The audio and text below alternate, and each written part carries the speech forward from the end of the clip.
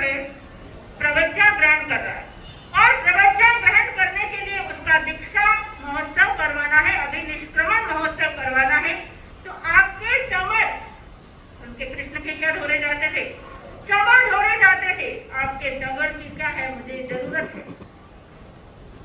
वासुदेव श्री कृष्ण ने कहा अगर ऐसी बात है तो थावचा पुत्र का दीक्षा अभिनिष्क्रमण का समारोह में खुद करूंगा।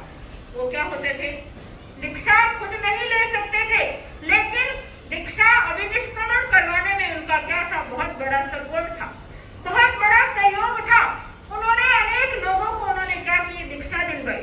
ऐसे दीक्षा नहीं दिलवाई, दीक्षा दिलवाने के बाद में पीछे की सारी जिम्मेदारी क्या की, उन्होंने अकाउंटेबल बने। वो उन्होंने अकाउंटेबिलिटी ली कि मैं तुम्हारे पीछे रहे हुए माता पिता भाई बहन जो भी है उनका क्या करूंगा, सार संभाल करूंगा, उनका ध्यान रखूंगा। और इस प्रकार से उन्होंने जो जो दीक्षा लेने वाले थे सबको दीक्षा दिलवाई और क्या बना किया, उन्होंने क्या किया, तीर्थंकर नाम गोत्र का बंधन किया, तीर्थंकर नाम गोत्र बांधा। इस प्रकार कृष्ण ने कहा कि अगर ये दीक्षा लेना चाहता है, इसका दीक्षा अभिनिष्क्रमण समारोह में खुद करूंगा, खाली चौहर और यही नहीं दूंगा, पूरा खर्चा मैं करूंगा, पूरा समारोह मैं करूंगा।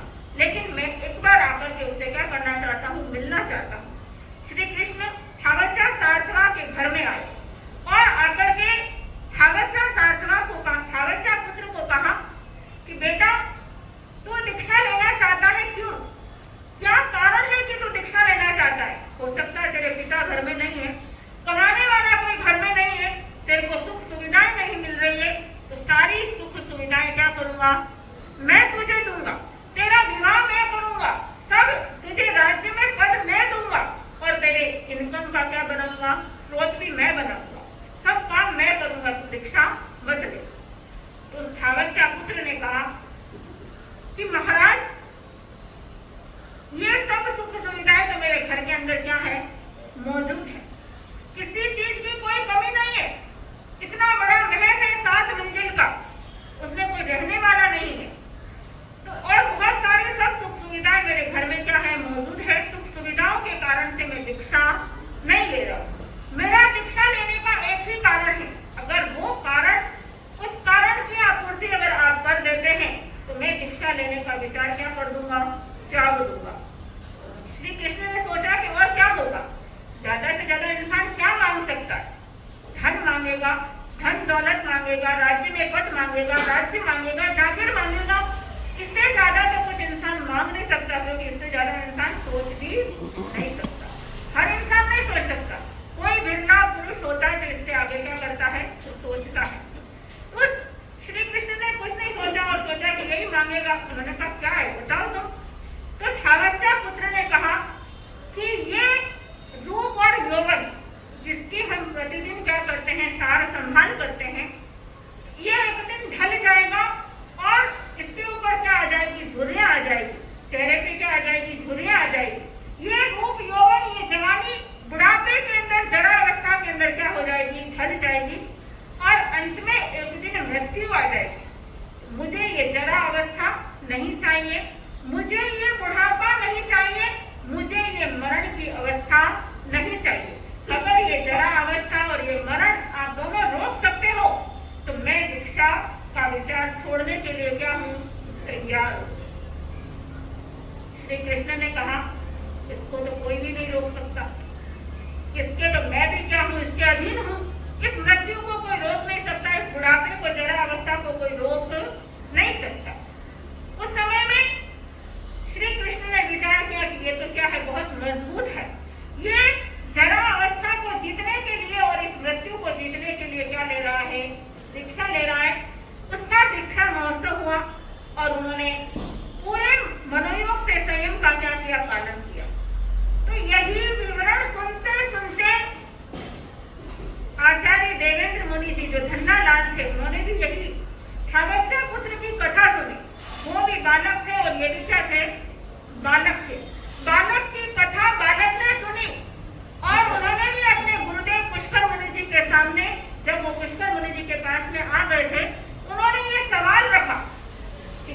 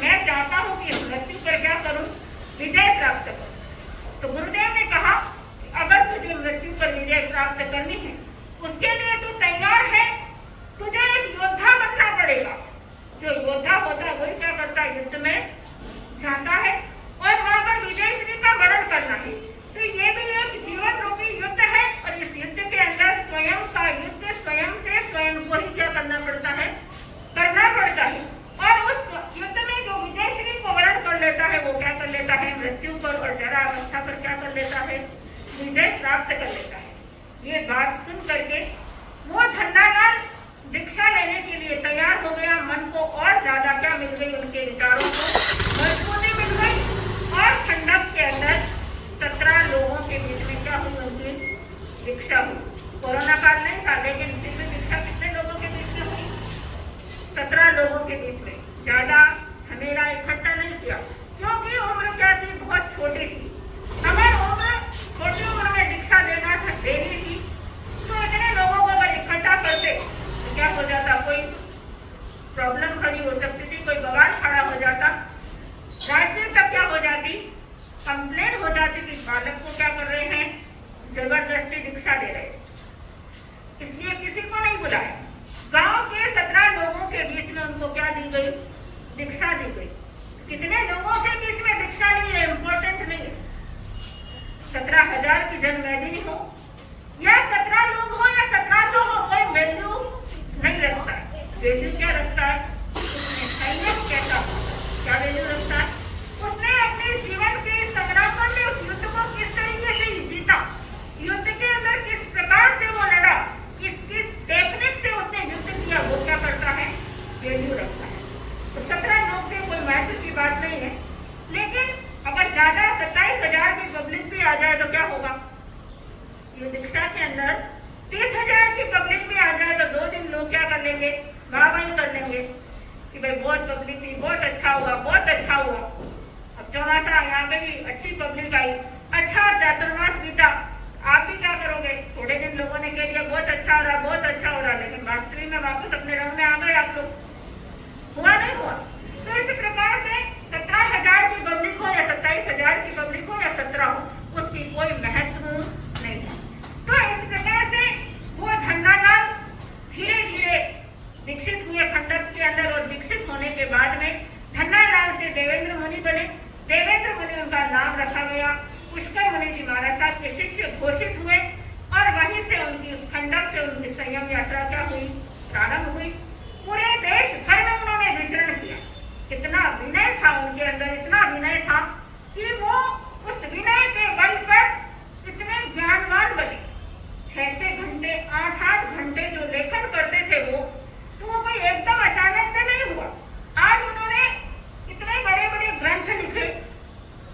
एक ग्रंथ को लिखना हो तो 2 साल 3 साल 5 साल मेहनत करता है इंसान। एक रिसर्च स्कॉलर 5 साल मेहनत करता है, जब जाकर के उसको एक PhD की डिग्री क्या होती है, प्राप्त होती है।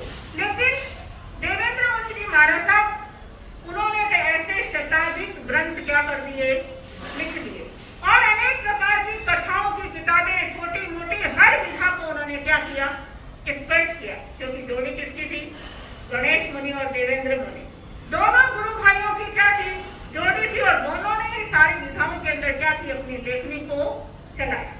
इस प्रकार से बहुत सारे ग्रंथ उन्होंने लिखे। 6-6 घंटे 8-8 घंटे एक कमरे में बंद रहते थे। गुरुदेव बाहर से सापर लगा करके बैठते थे, उनको किसी को अंदर नहीं जाने देते थे। अगर बातों में रह जाते, जैसे हम रह गए, तो क्या हुआ, कुछ हुआ क्या, कुछ काम कर पाए, हम नहीं कर पाए। तो इस प्रकार से वो अंदर रह करके उन्होंने क्या किया, काम किया।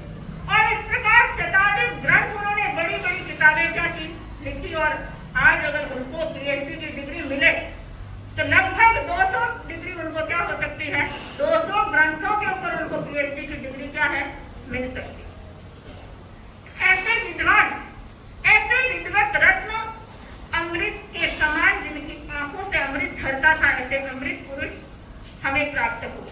लेकिन हमारे श्रवण संघ का दुर्भाग्य था कि वो बहुत कम समय के क्या रहे, आचार्य पद पर रहे। लगभग 7 या 8 साल, 8 साल के लगभग क्या रहे, वो आचार्य पद पर रहे, और बहुत जल्दी इस दुनिया से क्या हो गए, वो विदा हो गए, चले गए। लेकिन जितने समय भी रहे, कम समय रहे, कम समय जिए, लेकिन शेर की भांति क्या किया उन्होंने, अपने जीवन को जिया। और 8 साल में ही उन्होंने श्रवण संघ में अपने नाम को क्या कर दिया, चमका दिया, श्रवण संघ को चमका दिया। ऐसे आचार्य जो धनतेरस के दिन पैदा हुए, हमें उनका सानिध्य प्राप्त हुआ, गुरु के रूप में हमें उनका सानिध्य प्राप्त हुआ। आचार्य के रूप में हमें उनका सानिध्य प्राप्त हुआ। तो हम सभी ने उनका सानिध्य प्राप्त किया है। हम भी धन्य भाग्य वाले थे कि हमें भी क्या मिले, वैसे आचार्यों का क्या मिला, सानिध्य मिला। तो इस प्रकार से आचार्य श्री देवेंद्र मुनि जी महाराज साहब मंदसौर के अंदर विराजमान थे। आचार्य आनंद ऋषि जी महाराज साहब के साथ में थे। सभी संत जब तक कोई भी संप्रदाय के होते थे, सारे के सारे गोचरी क्या करते थे, एक साथ में करते थे। लेकिन उस दिन सारे संत गोचरी करने के लिए बैठ गए। लगभग 48 संत थे, गोचरी करने के लिए बैठे। लेकिन देवेंद्र मुनि जी महाराज साहब ने अपनी मुखपति को नहीं खोला। प्रवीण ऋषि जी महाराज साहब ने कहा कि अरे आपने अब तक अपनी मुखपति क्यों नहीं खोली? उन्होंने कहा जब तक आचार्य भगवान नहीं आएंगे तो हम आहार कैसे कर सकते हैं? अरे आचार्य भगवान आनंद ऋषि जी महाराज साहब की अभी साधना चल रही, उनकी साधना जब तक पूर्ण होगी तब तक बहुत देर हो जाएगी। इसलिए जब तक वो आएंगे तब तक हमारा सारा काम क्या हो जाएगा, फिनिश हो जाएगा। इसलिए हम लोग पहले क्या कर रहे हैं, गोचरी कर रहे हैं। लेकिन उन्होंने कहा नहीं, जब तक आचार्य भगवान नहीं आएंगे तब तक गोचरी नहीं होगी। और उसके बाद गोचरी का कार्यक्रम क्या किया गया, स्थगित किया गया। आचार्य भगवान आए, उन्होंने देखा कि प्रतिदिन तो क्या हो जाती है, गोचरी हो जाती है, आज गोचरी रुकी कैसे? उन्होंने कहा देवेंद्र मुनि जी गोचरी नहीं कर रहे थे, इसलिए आप नहीं आए, इसलिए उन्होंने गोचरी नहीं की। इसलिए सारे संत क्या कर रहे हैं, आपका इंतजार कर रहे हैं। तो देखिए ये होता है नजारा, ये होता है जीवन की। एक जब आचार्य खुद गोचरी के लिए नहीं आया तो दूसरे शिष्य उनकी गोचरी कैसे कर सकते हैं, नहीं कर सकते। तो उनकी इस प्रकार से उनके अंदर विनय क्या था, कूट कूट करके विनय भरा हुआ था। और वही विनय उन्हें आचार्य पद तक क्या करके गया, लेकर के गया। आचार्य बने, तीजा माँ के लाल, तृतीय कटगर बन गए। और इस प्रकार से उन्होंने शमन संघ पर जितने भी समय अपना शासन किया, अपना उद्बोधन दिया, इस शमन संघ को संभाला, उनके नायक बने रहे। बहुत अच्छा उन्होंने किया।